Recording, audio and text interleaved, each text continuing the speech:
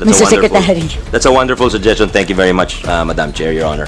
Thank you, Madam Chair. Thank you, Mr. Secretary. And I'm really looking forward to a lot of accomplishments on our end. Andito lang po kami to support you. Maraming Congratulations salamat po, again. Congresswoman Herrera. Thank you. Ito na nga, Congresswoman Bernadette Herrera napahanga sa husay ni DepEd Secretary Sani Angara. Pero bago ang lahat, maaari kayong mag-subscribe para maging updated sa mga issue at bagong mga balita. Talagang ang humanga si Congresswoman Bernadette Herrera sa bagong itinilagang sekretary ng DepEd na si Sani Angara. Ito'y marahil sa galing na ipinamalas nito kahit kakaupo pa lang nito bilang sekretary. Narito ang buong detalye. Deputy Minority Leader B.H. Herrera. Thank you very much, Madam Chair. Nandito po ako. Magandang hapon po to the DepEd family. Sexani, hello po. Congratulations. Alam ko napakadami na mo nang nagawa in the 6 weeks time that you're here. But of course, marami pang dapat gawin. My first question, dun sa computerization program natin, are there still schools without computers? Tinanong ko po yan nung nagpe-present sila in preparation for the budget.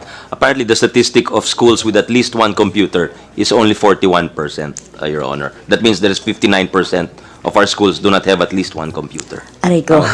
So, bakit po kaya, yun ba yung sagot kanina, kaya meron underutilized allotment tayo for computerization of 9.1 billion? I mean, we have a lot of funds set aside for it, but still, we weren't able to distribute our computers. Yeah, well, we've scaled up, Your Honor, no? So, yung sinabi kanina, yung sinasagot kanina ni Ferdy, Director Ferdy Pitagan, is that's really the most number. We're going to be delivering an aggregate of 44,000, yung 17,000 from 2023 budget, yung 26,000 from the 2024 budget. So that's these numbers are unprecedented in recent history. So medyo siguro may growing pains dyan, but we'll really try to do the early procurement for next year. So kahit nag-uusap pa ho tayo dito, meron na pong market scoping, advertisement, short of award of these amounts, Your Honor. Talagang sabi ko nga, unahin talaga yung mga kahit isang computer wala. And of course, to look also into the transformer, the electricity, etc., all of these factors, dahil I've been hearing reports na may mga schools na binibigyan ng computer, hindi nila magamit dahil wala silang transformer, among others, no, Madam Chair. Yeah, and through you, Madam Chair. Actually, kami, observation namin since before pa. Siyempre, iba na yung Quezon City ngayon. But ang laging nagiging problema is, number one, may mawala lang na mouse, may masirang keyboard. The whole computer thing won't be able to use na. We won't be able to use it. So, anong balak natin dito, Sexani? And can I have a list of the schools na wala pang computers? And Yes. ilan yung computers bawat school? We will furnish you, Your Honor. And usually may 3-year warranty ho yan sa seller. So it's important also that we choose the reputable brands dahil the after service is also important. That's a factor we took in account when we passed the new government procurement law na hindi lang lowest bidder, pati yung after sales service can be taken into consideration when we bid these things out. Sec, baka pwede nyo tignan. In Quezon City, when I was councilor, we made computer school on wheels so that nakakaikot sa mga schools, especially those na walang kuryente, pwedeng lagyan ng solar panels yung ibabaw ng mobile school. And then, para lahat sila, we've done this with the ICT as well. I hope this is something that can be explored because in Quezon City before, meron pa kaming schools na wala. So I made computer schools and distributed it in every district of Quezon City. And we go around from one school to another just to be able to make sure na maturuan. Unfortunately, dahil konti pa rin yun, ang natuturuan lang palagi, grade 6 or yung graduating or yung honors class. And I don't think this is fair.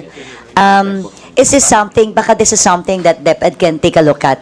Yes, Mr. Secretary. it's a very good idea, Madam Chair. In fact, that's the idea behind the e-carts program. And one e-cart contains 46 computers. Yeah. And the idea is it's for the bigger schools. It's going to go around. Yes. Yun po. So similar to what you're saying, Your Honor. We've done that in QC, Mr. Secretary. Baka pwedeng gawin na rin natin sa DepEd, especially dun sa mga areas na zero ang computer labs. And at least yung maintenance kasi nun, isang sasakyan lang and then yung computers inside, it's very easily manageable. That's well taken, Your Honor. Thank you. And my next question, for 2025, may triple increase in the allotment for professional services for job contracts and contract of service. Why is this so? Maybe I'll turn it over to our USEC for Human Resources. I'm not sure if that's the case. Maybe it's for for general human resources because we need to upgrade to fund some of the positions we've created under the career progression law. That's we created Teacher 4, Teacher 5, Teacher 6, and other items, Your Honor. Para nga mas mabilis yung promotion ng ating Teacher 1, 2, and 3. Yun ang nirereklamo kaya sila umaalis dahil ang tagal na 15 years, Teacher 3 pa lang sila. Tumaas lang ang sweldo nila ng wala pang 5,000 sa loob ng 15 taon. That's why we, with the support of Congress, we're able to do the career progression, Your Honor. So anyway, Yusek Willie, with the permission of the body, maybe he can say more about the plans for human resources. There's also a plan of our wish list to rationalize yung ginawa namin sa teachers, yung career progression, gawin din namin sana sa ibang professions within the DepEd because we have 100,000 employees who are not teachers. They are lawyers, accountants, dentists, guidance counselors, etc. And a frequent complaint we get is that, Madam Chair, is wala silang pupuntahan. Kumbaga, may career dead end sila, siguro 1 or 2 promotions lang, hanggang dun lang sila. So it's a challenge to keep all of these people. I'll turn it over to Yusek Willie with your permission, Madam Chair. Yusek Cabral. Yusek, thank you, Madam Chair. Your Honor, the budget that we request for professional services actually includes the implementation of the career progression. We include about 6.3 billion that covers 90,000 plus positions for reclassification for the newly created or for the reclassification of positions of T4 to T7 and up to Master Teacher 5, subject to the qualifications, since our direction for 2025 is more on merit-based promotion system. We also are looking at conversion of the existing guidance counselor positions, which is the entry level is only grade 11, which is equivalent to a teacher 1, but requiring a master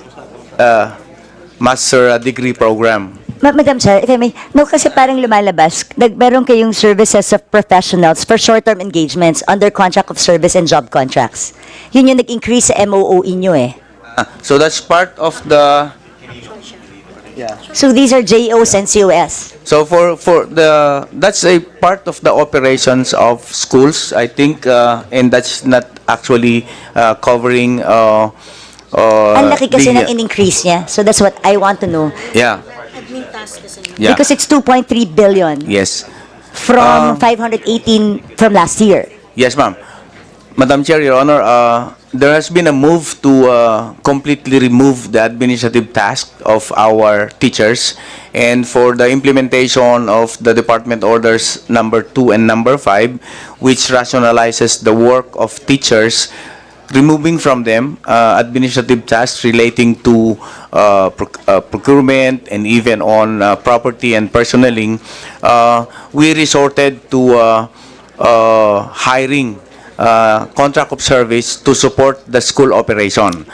So that's for 2024, we spent about 817 million, and that's gonna be a recurring expense, considering that the number of administrative officers allowed for us to create for the 2025 budget is only about 10,000 positions, Madam Chair, Your Honor. So itong 2.3 billion is 10,000 positions?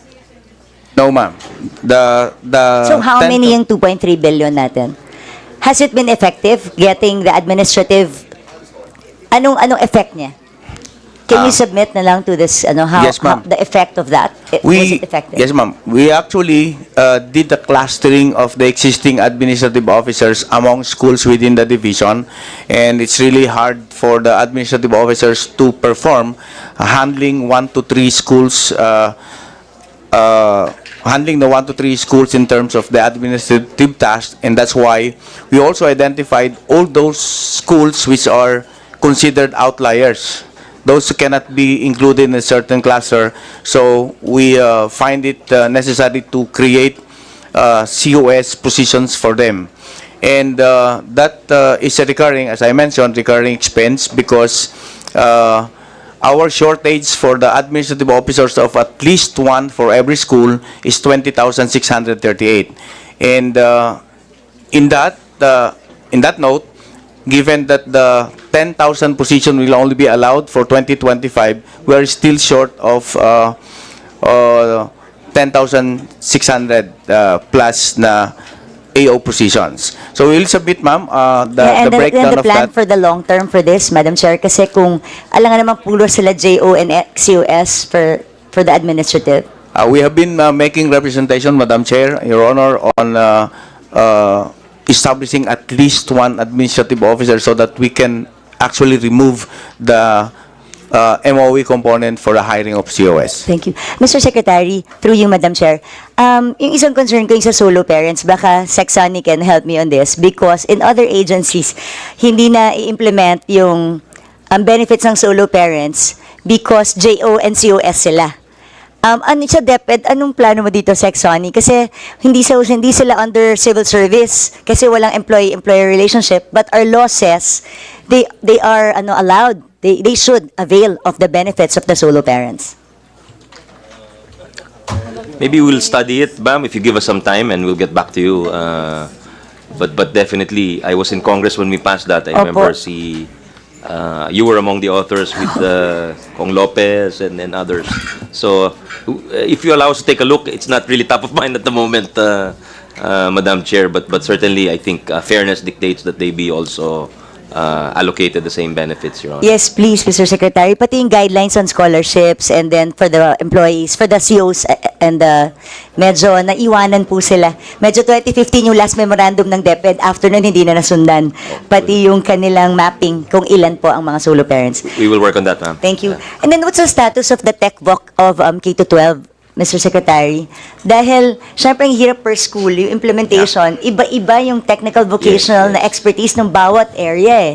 So limited din yung gusto na how do you plan to... It's very difficult, ma'am, to offer, to give our kids, same with the STEM track, it's also very difficult to really flesh it out due to the inadequate facilities. But we're working on it. And as I said earlier, hindi talaga nakakapagtrabaho dati yung mga bata. They have to pay for their own assessment and certification.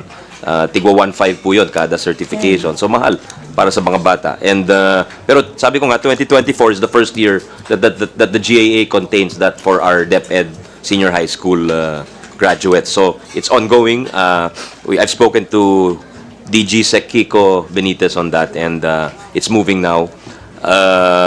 So that is one. And the other challenge is to have better offerings aside from the NC1, the NC2, to move up to NC3 and possibly NC4. Pero it's easier said than done, Madam Chair, kasi mahihirap na yun. Medyo advanced na yung... and there, as the EDCOM 2 report also says, there is a shortage of assessors nationwide, even for TESDA. Yes. So imagine for the wider universe of SHS, TVL, mas malaki nga yun eh. So, kung nahihirapan ng TESDA, mas nahihirapan ho kami.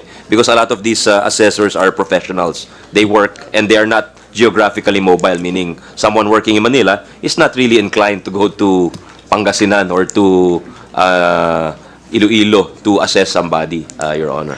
Mr. Secretary, baka pwede mong tignan ng mga private technical vocational schools around the areas. Certainly. And yan ang dapat kasing itap. We're looking, pong we're schools, discussing a private voucher schools. system, Madam. Yes, please. Madam, where similar to what we do with GASPE, Yes. where there is excess capacity in the private and then they have the assessors. And they have excess capacity. Yes, yes. Kawawa po yung mga private tech box schools Yes. natin ngayon. Wala po silang mga estudyante. Yun po ang, and then we have a need in the private DepEd. So baka pwedeng We're hoping for good coordination with Sec Kiko since we both were in EDCOM. There's an together. association, Yes. Mr. Secretary, of the tech box schools. Yes, ma'am. That's why that's another thing for the education cluster to tackle and set policies on. Kasi dati may time na hindi nag-uusap po yung educational agencies. Pero these are the types of situations where it would really be helpful and impactful, Your Honor. I'm very hopeful with your leadership, Mr. Secretary. And then another thing, Mr. Secretary, yung HIV incidents kasi sa mga bata, ang lakas, tumataas. And they said it's because of the boy-on-boy situation in schools. I hope this can be monitored. Otherwise, hindi po siya ma-solve natin. Patuloy po yung increase kasi ng HIV cases. Ano pong trace nyo dyan sa DepEd?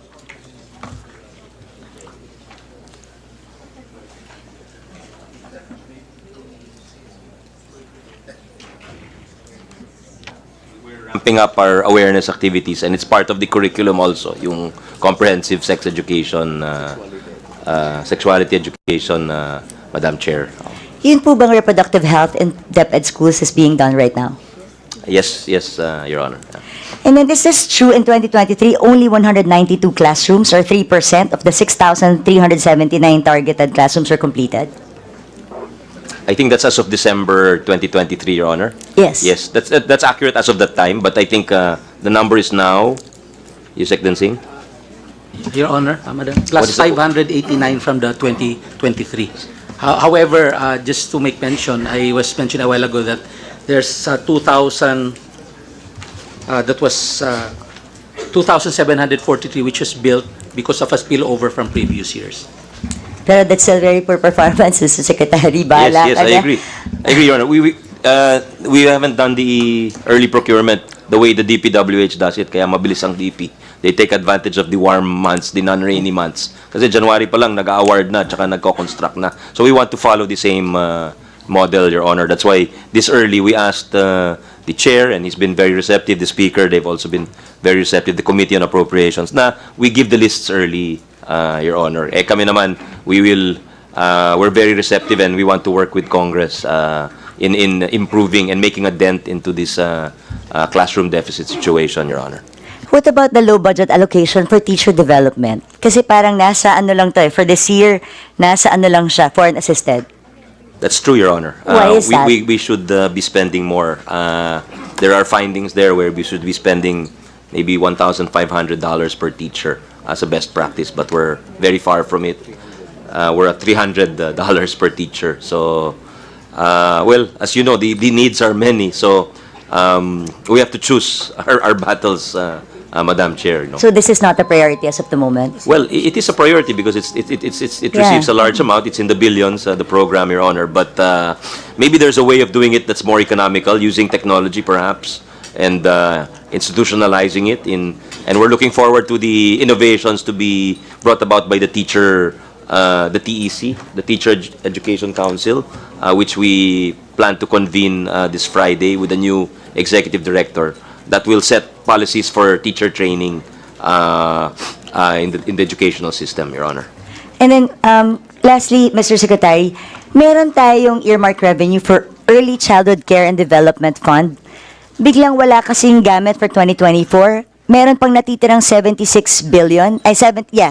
Anong 76 million or billion ba to? 76 million for that, and then walang uses. Million lang ho siguro. Million, yun. 76 lang million. po. Million lang Ano po. nang plano dito? Bakit hindi siya, wala siyang expenditure program for 2024 and no proposed for 2025? Meron pong proposal ang ECCD for the creation of construction of ECCD centers. I think that's in the budget proposal, Your Honor. Kasi it's not reflected here. May I know kung Tama ba tayo, ano? Well, we'll turn it over to ECCD. Maybe they can talk about their plans. Director Inchong is here. Yes, the chair recognizes Yeah. the chair of the ECCD. Please, ma'am. Madam Chair, Congressman, we have in our budget the establishment. Mike po. We have in our budget the establishment of ECCD Center, but the NCDC is a co-sharing with the local government. Sorry?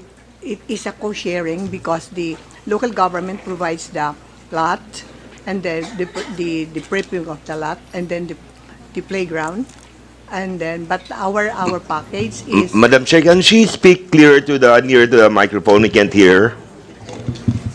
okay. I'm sorry. Yes, please Yeah. proceed. We have in our budget the establishment of National Child Development Center, and it is intended to cover all the 1,634 LGU, one only per LGU. So, and then that includes, we are now including the provincial. But it is a co-sharing project, Madam Chair, and the lot belongs to the local government. Is there a proposal, Mr. Secretary? I don't see kasi any proposal from them here in our budget. For instance, Parang for It's on slide 2024. 52, Your Honor. Slide 52, if they can the Secretariat. We presented it earlier this morning. Okay. If the Secretariat could retrieve slide 52, there's a line item, well, in the meantime, Madam Chair, it's the establishment of NCDCs, or National Child Development Centers, for 2025. It's a 489 million. And wala naman po No, tayong... sorry, it's not 562. It's 317, Your Honor. I made a mistake. It's And we don't have a- 317 million for the establishment of Child Development Centers. And this has been released already to you? Hindi po, this is for 2025. po. 2025. What For about 2024? 2024, it is 274 million, Your Honor. And it has been released? Tayo ba nagko-construct? Tayo ba nagko-construct yan? Who Yes. constructed? It's the LGUs who constructed. The money is released to the LGUs, Your Honor. Basta at least, It's alam not mo the lang, DepEd. Mr. Secretary, meron tayong 79 million doon. Sayang kasi for early childhood, medyo marami Yes. pang funding. Yes, Your Honor. And then, on the last note, With your permission, with your indulgence, Your Honor, we just found out that yung required sa batas na yung 5% gender and development budget, pwedeng gastusin pala sa ECCD. I don't think many, and I heard in my time as a chair of finance, hindi pala nagagastos yan eh. Maraming nare-revert na pondo dyan yung mga ahensya dahil di nila alam saan gastusin. Yes. I think ECCD is the perfect place to there is a real need for ECCD on the ground because underpaid po yung daycare workers, Yes. the facilities are Okay. very rudimentary. So ito po yung sana malaman po ng makatulong po yung komite at saka kami na rin po na yung mga ahensya ng gobyerno na required sa ilalim ng batas na 5% ng kanilang budget kailangan gastusin sa gender and development, pwedeng gastusin po sa ECCD. ako, thank you for that input, Mr. Secretary. Ganun din siguro sa LGUs. Last note na lang, Mr. Secretary, you mentioned kanina yung SPED. Sec Rex Gatchalian was here nung budget deliberations and merong AICs available for SPED children. So baka you can work with him so that sabi mo nga kulang yung mga DevPeds and all that. Pwede na yung private DevPeds daw to get AICs so that we can assess our special children so that the public schools can really address them. So that's one thing na pwedeng siguro tignan natin, Mr. Secretary. Thank you very much. Kaibigan That's a mo naman great lahat yan, suggestion. Mr. Secretary. That's a wonderful suggestion. Thank you very much, Madam Chair, Your Honor. Thank you, Madam Chair. Thank you, Mr. Secretary. And I'm really looking forward to a lot of accomplishments on our end. Andito lang po kami to support you. Maraming Congratulations salamat po, again. Congresswoman Herrera. Thank you. Thank you, Representative Herrera.